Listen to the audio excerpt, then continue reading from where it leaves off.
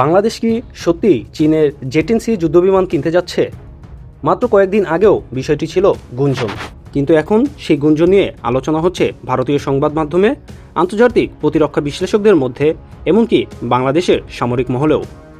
কারণ হঠাৎ করে সামনে এসেছে এমন কিছু তথ্য যেগুলো ইঙ্গিত দিচ্ছে বাংলাদেশের ইতিহাসের অন্যতম বড় যুদ্ধবিমান ক্রয় চুক্তি হয়তো আর খুব দূরে নয়। কিন্তু এই গল্পের শুরু আজ থেকে কয়েকদিন আগে নয়, বরং কয়েক মাস আগে চীনে অনুষ্ঠিত একটি উচ্চ পর্যায়ের সফর থেকে। 2025 সালের মার্চ মাস বাংলাদেশের প্রধান উপদেষ্টা অধ্যাপক ডক্টর মোহাম্মদ ইউনূস চীন সফরে যান। সেই সফরে অর্থনীতি, অবকাঠামো, বিনিয়োগ সবকিছু নিয়ে আলোচনা হয়েছিল, কিন্তু কিছু আন্তর্জাতিক প্রতিবেদনে দাবি করা হয় আলোচনার টেবিলে প্রতিরক্ষা সহযোগিতার বিষয়টিও গুরুত্ব পেয়েছিল। সেখান থেকে নতুন করে সামনে আসে চীনের চেংদু জে-10C এর নাম। তারপর আরও একটি ঘটনা ঘটে যেটা অনেকেই জানে না।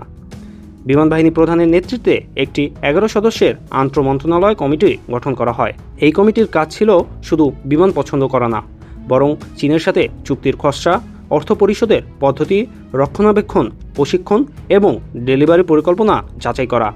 বিভিন্ন প্রতিবেদনে বলা হয়েছে পুরো প্রকল্পের সম্ভাব্য মূল্য প্রায় $2.2 বিলিয়ন, যা বাংলাদেশি টাকায় প্রায় 27,000 কোটি টাকার বেশি। এত টাকা কি বাংলাদেশ একেবারে দেবে?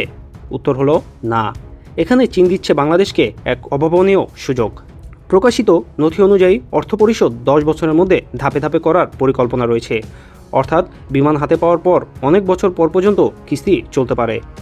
এখন আসি আরও একটি গুরুত্বপূর্ণ অংশে। আসলে কতগুলো বিমানের চুক্তি হয়েছে? এখানেই বিভিন্ন রিপোর্টে 2টি সংখ্যা দেখা যাচ্ছে। পুরনো সরকারি নথিতে 20টি জে-10C এর কথা বলা হয়েছে, কিন্তু সাম্প্রতিক আন্তর্জাতিক রিপোর্টগুলো বলছে 24টি জে-10C নিয়ে আলোচনা চলছে। অর্থাৎ সংখ্যা চূড়ান্ত হয়েছে এটা এখনও বলা যাচ্ছে না, তবে 20 থেকে 24টির মধ্যেই আলোচনাটা সীমাবদ্ধ রয়েছে বলে অনেক সামরিক বিশ্লেষক মনে করছে। এখন প্রশ্ন হলো, চীন কি একসাথে 24টি বিমান বাংলাদেশকে দিয়ে দিবে? বাস্তবে কোনো দেশই এভাবে যুদ্ধবিমান হস্তান্তর করে না। সাধারণত প্রথম ব্যাচ আসে পাইলট প্রশিক্ষণ ও অপারেশনাল প্রস্তুতির জন্য, তারপর ধাপে ধাপে বাকি বিমান সরবরাহ করা হয়। যদিও বাংলাদেশের ক্ষেত্রে ডেলিভারির পূর্ণ সময়সূচি এখনও প্রকাশ করা হয়নি, তবে চুক্তির শর্ত চূড়ান্ত করার জন্য যে আলোচনা চলছে সেখানে ডেলিভারি টাইমলাইনও অন্যতম আলোচ্য বিষয় বলে বিভিন্ন প্রতিবেদনও উল্লেখ রয়েছে। আর এখন পুরো বিষয়টাকে নতুন মাত্রা দিয়েছে প্রধানমন্ত্রী তারেক রহমানের চীন সফর।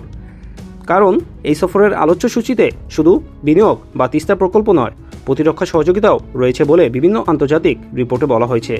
তবে জে-10C চুক্তি নিয়ে বাংলাদেশ বিমান বাহিনী বা প্রতিরক্ষা মন্ত্রণালয় থেকে এখনও অফিসিয়ালি তথ্য প্রকাশ করেনি। তাই আজকের সবচেয়ে গুরুত্বপূর্ণ প্রশ্ন হলো, আমরা কি বাংলাদেশের পরবর্তী যুদ্ধবিমান চুক্তির একেবারে শেষ অধ্যায়ের সামনে দাঁড়িয়ে আছি, নাকি এখনও গল্পের সবচেয়ে গুরুত্বপূর্ণ অংশ বাকি? আপনার মতামত কমেন্টে জানাতে ভুলবেন না। সবাই ভালো থাকুন, সুস্থ থাকুন, আশেপাশে সকলকে ভালো রাখার চেষ্টা করুন। আল্লাহ হাফেজ।